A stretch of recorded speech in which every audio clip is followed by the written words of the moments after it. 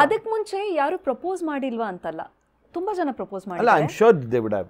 ಯಾ, ತುಂಬಾ ಜನ. How do you handle? How did you? No, I was very firm. ನಾನು ತುಂಬ ಫರ್ಮ್ ಆಗಿದ್ದೆ. ನನ್ನ ತಲೆಯಲ್ಲಿ ಇದ್ದಿತ್ತು, ನಾನು ಇಲ್ಲಿ ಕೆಲಸ ಮಾಡೋಕ್ಕೆ ಬಂದಿದ್ದೀನಿ. I don't want to distract myself. ನನಗೆ ಯಾವ ಲವ್ ಸ್ಟೋರಿಗಳು ಬೇಡ. ನನಗೆ ಕೆಲಸ ಮಾಡ್ತಾ ಇದ್ದೀನಿ, ಕೆಲಸ ಮಾಡ್ತೀನಿ ಅಷ್ಟೇ. ಆ್ಯಂಡ್ ನನಗೆ ತುಂಬ ಚೆನ್ನಾಗಿ ಗೊತ್ತಿತ್ತು, ನಾನು ನನ್ನ ಪೇರೆಂಟ್ಸ್ನ ಹರ್ಟ್ ಮಾಡಬಾರ್ದು ಅನ್ನೋದು. ಅಂದರೆ ಈಗೇನಾಗುತ್ತೆ, ಒಂದು ಕುಕ್ಕೂನಲ್ಲಿರಬೇಕಾದ್ರೆ ಒಂದು ಬಾವಿಯೊಳಗಡೆ ಇರ್ತಾರೆ. ಫಸ್ಟ್ ಆಫ್ ಆಲ್ ನಮಗೆ ನಮ್ಮ ಇಂಡಸ್ಟ್ರಿ ತುಂಬ ಹೊಸ್ತು. ನನ್ನ ತಂದೆ ತಾಯಿಗೆ ಅವರು ನನ್ನನ್ನು ಈ ಇಂಡಸ್ಟ್ರಿಗೆ ಬಿಟ್ಟಾಗ ಅವ್ರಿಗೆಷ್ಟು ಚಾಲೆಂಜ್ ಇರುತ್ತೆ.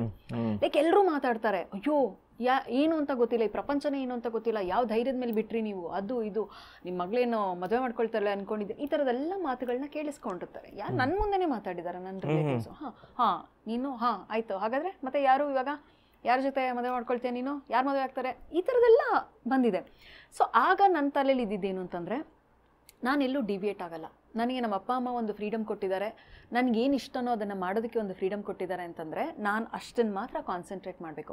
ಸೊ ಹಾಗಾಗಿ ನನಗೆ ಯಾವುದೇ ಪ್ರಪೋಸಲ್ಸ್ ಬಂದರು, ಯಾರೇ ಐ ಲವ್ ಯು ಅಂತಂದರು, ಯಾವ ಹೆಣ್ಮಕ್ಳಿಗೆ ಇಷ್ಟ ಇರಲ್ಲ ಹೇಳಿ? ಒಬ್ರು ಪ್ರೀತಿ ಕೊಡಬೇಕು, ಒಬ್ರು ಅಟೆನ್ಷನ್ ತೊಗೋಬೇಕು ಅಂತ ಯಾವ ಹೆಣ್ಮಕ್ಳಿಗೆ ಇಷ್ಟ ಇರುತ್ತೆ? ಎಲ್ರಿಗೂ ಇಷ್ಟ ಇರುತ್ತೆ. But again this was very strict. It said no, ನೀನೇನೇ ಮುಂದುವರೆದ್ರು ಅದು ಆಗಲ್ಲ ಅಂದಮೇಲೆ ಯಾಕೆ ಮುಂದುವರಿತೀಯ? ಆಗಲ್ಲ ಅಂದಮೇಲೆ ಯಾಕೆ ಪ್ರಪೋಸಲ್ ಅಕ್ಸೆಪ್ಟ್ ಮಾಡ್ಕೊಳ್ತೀಯ? ನೀನು ಅಲ್ಲಿ ಪ್ರಪೋಸಲ್ ಅಕ್ಸೆಪ್ಟ್ ಮಾಡಿಕೊಂಡ್ರೆ ನಿನ್ನ ಮನೆಯಲ್ಲಿ ಒಪ್ಕೊಳ್ತಾರಾ? ನಿನ್ನ ಮನೆಯಲ್ಲಿ ನೀನು ಎಲ್ರಿಗೂ ನೋವು ಕೊಟ್ಬಿಟ್ಟು ಮತ್ತೆ would you like to go ahead? And ಆ ಥರ ಒಂದಷ್ಟು ಚಾಲೆಂಜ್ಗಳು ನನಗೆ ನಾನು ಹಾಕ್ಕೊಂಡಿದ್ದೆ, ಒಂದಷ್ಟು ಬೌಂಡ್ರಿಗಳನ್ನ ಹಾಕ್ಕೊಂಡಿದ್ದೆ.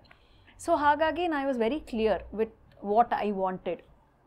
ಆ್ಯಂಡ್ ವೆನ್ ಇಟ್ ಹ್ಯಾಪನ್ಡ್, ನನಗೆ ಎಷ್ಟು ಪ್ರಪೋಸಲ್ಗಳಿತ್ತು, ಎಷ್ಟು ಅಟ್ರಾಕ್ಷನ್ಗಳು ಇತ್ತು, ಅದು ಯಾವುದು ನನಗೆ matter. But you never got attracted to anyone before that?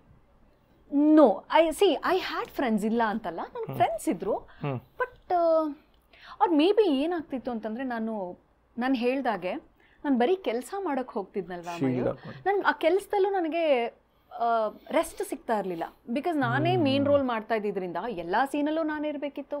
ದಿನಕ್ಕೊಂದು 10 ಸಲ ಡ್ರೆಸ್ ಚೇಂಜ್ ಮಾಡಬೇಕಿತ್ತು, 10 ಸಲ ಬರಬೇಕಿತ್ತು, ಅದ್ರ ಮಧ್ಯದಲ್ಲಿ ಓದ್ಕೊಳ್ಳೋದು. ಸೊ ಅಟ್ರಾಕ್ಷನ್ಗೆ ನನಗೆ ಸ್ಪೇಸ್ ಇರಲಿಲ್ಲ. ಇವಾಗ ನಾನು ಯೋಚನೆ ಮಾಡಿದಾಗ, ಅಯ್ಯೋ ಹೌದಲ್ವಾ, teenage. So you mean to say, on a hypothetical situation, ಇವಾಗ at this stage, say you are not married, I am telling you, ಒಂದು 30 ವರ್ಷದವರೆಗೂ ಮದುವೆ ಆಗಿರಲಿಲ್ಲ ಅಂತ ನಾನು ಅನ್ಕೊಳ್ಳೋಣ. How would have that journey be ಅನ್ಸುತ್ತೆ ನಿಮ್ಗೆ ಅವಾಗಿದ್ದಿದ್ರೆ? ಇವಾಗ ಮದುವೆ ಆಗಿರಲಿಲ್ಲ ಅಂದಿದ್ದಿದ್ರೆ, ಇನ್ನೂ ಒಂದು 7-8 ಇಯರ್ಸ್ವರೆಗೂ ಮದುವೆನೇ ಆಗಿರಲಿಲ್ಲ ಅಂದರೆ ಆ ಟೈಮಲ್ಲಿ ಆ ಜರ್ನಿ ಹೆಂಗಿರೋದು ನಿಮಗೆ ಅಂತ ಅನ್ಸುತ್ತೆ? Have you ever thought, imagine, ನಾನು in case if I was not married to Kiran for ನಾನು ಅದನ್ನ ಯಾವತ್ತೂ ಇಮ್ಯಾಜಿನ್ ಮಾಡಿಲ್ಲ. I have not imagine that. That is why I am trying to. But ಏನು ಅನ್ಸುತ್ತೆ ಅಂತಂದರೆ, ನಾವೊಂದು ಹುಡುಕಾಟದಲ್ಲೇ ಇರ್ತೀವಿ. ಆ ಹುಡುಕಾಟ ಏನು ಅಂತ ನಮಗೆ ಗೊತ್ತಿರಲ್ಲ. ಏನೋ ಒಂದು ಹುಡುಕ್ತಾ ಇರ್ತೀವಿ ಲೈಫಲ್ಲಿ. ಪ್ರಾಬಬ್ಲಿ ಆ ಒಂದು ಹುಡುಕಾಟದಲ್ಲಿ ಇರ್ತಿದ್ ನೀನು. ಈಗಲೂ ಅಷ್ಟೇ. ಈಗ ನೋಡಿ, ನಾವು ಹೇಳ್ತೀವಿ ಸ್ಟ್ರೆಸ್ಸು, ಇನ್ನೊಂದು ಮತ್ತೊಂದು ಅಂತ. ಜೀವನದಲ್ಲಿ ಎಲ್ಲ ಇರುತ್ತೆ. ನಿಮಗೂ ಎಲ್ಲ ಇದೆ, ನನಗೂ ಎಲ್ಲ ಇದೆ. ಏನಪ್ಪ ಎಲ್ಲ ಅಂತಂದರೆ ಏನು?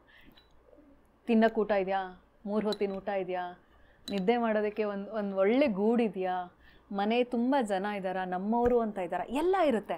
ಆದರೂ ಏನೋ ಒಂದು ಸ್ಯಾಟಿಸ್ಫ್ಯಾಕ್ಷನ್ ಇಲ್ಲ, ಏನೋ ಒಂದು ಸಮಥಿಂಗ್ ವಿಚ್ ಐ ವಾಂಟ್, ಅದೇನು ಗೊತ್ತಿಲ್ಲ. ಸೊ ಆ ಹುಡುಕಾಟದಲ್ಲಿ ಪ್ರತಿಯೊಬ್ಬ ಮನುಷ್ಯನೂ ಇದ್ದೇ ಇರ್ತಾನೆ. ಆ ಆಸೆಗಳಿಗೆ ಎಂಡ್ ಅನ್ನೋದೇ ಇರಲ್ಲ.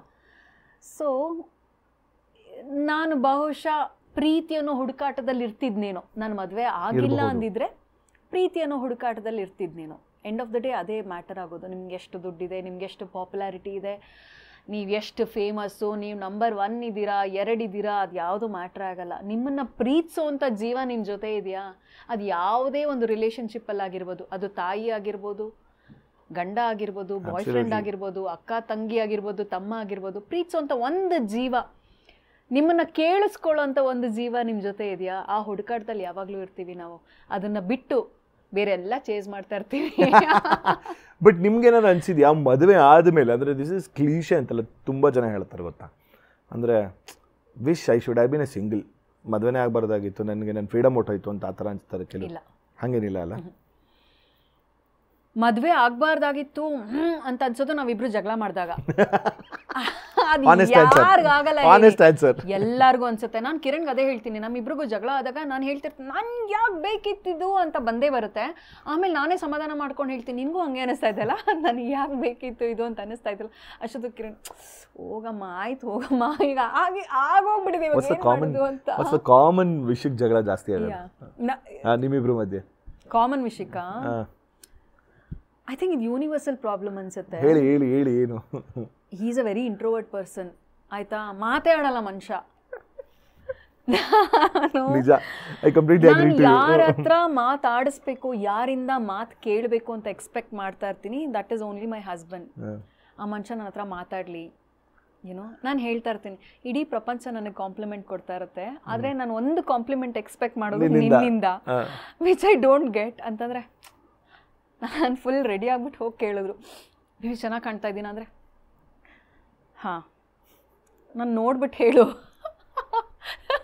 ಹಾಂ, how universally it's going to be that. ಇದು ಎಲ್ಲ ನಾನು ಅನ್ಕೊಂಡೆ ಬರೀ ನಂದು ಮಾತ್ರ ಪ್ರಾಬ್ಲಮ್ಮು ಅಂತ. ತುಂಬ ಡಿಪ್ರೆಷನಲ್ಲಿದ್ದೆ ನಾನು, ನನ್ನ ಗಂಡ ಮಾತಾಡಲ್ಲ ನನ್ನ ಜೊತೆ ಅಂತ.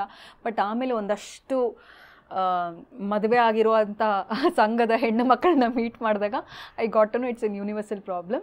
ಸೊ ಬರೀ ಕಿರಣ್ ಒಬ್ಬಂದೇ ಪ್ರಾಬ್ಲಮ್ ಅಲ್ಲ, ಎಲ್ಲರದು ಇದೆ ಅಂತ. ಸೊ ಹಾಗಾಗಿ